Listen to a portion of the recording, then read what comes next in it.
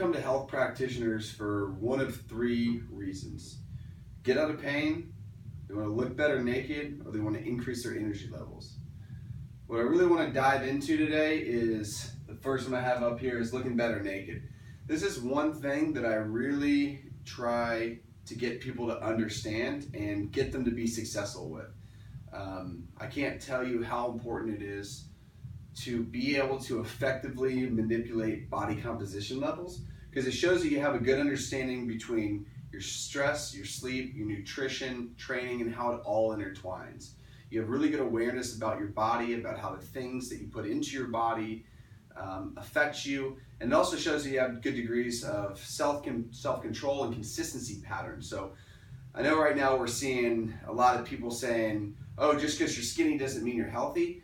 There's two sides of that. I mean, I'm going to say that a large amount of people who consistently are between healthy body composition norms are going to be healthier than people who are not. I mean, if you just look at people tend to look healthier with normalized body composition levels.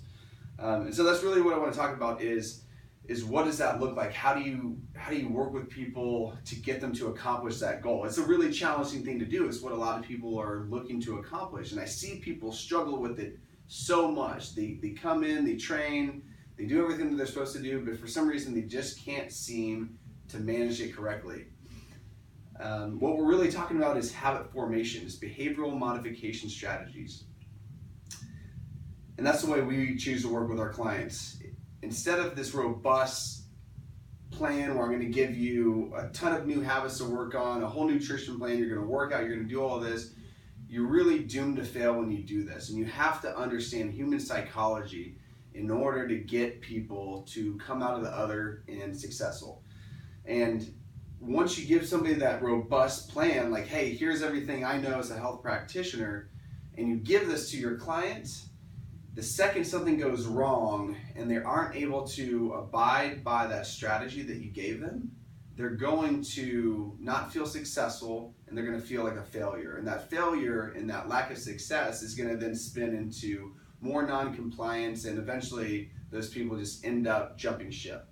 And so what really is effective is one change at a time, right? And sometimes that change is so simple for the clients that they feel like it's almost a waste of time. But the goal there is to get the clients feeling successful, right? So that change may be, I want you to drink 60 ounces of water per day.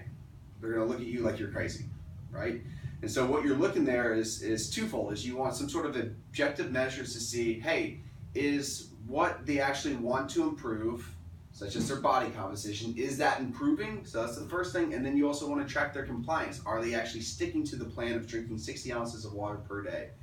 We use a grading scale of 80% compliance to understand, like, hey, have they really tackled this problem? And we look for good measurable patterns of compliance, right? And until the client can demonstrate that they are compliant with that change, they haven't earned the right for secondary change, which may actually be more powerful than the first one. The first one, a lot of times, we're just trying to get them to feel confident in the process and confident that they can create new habits and stick with them.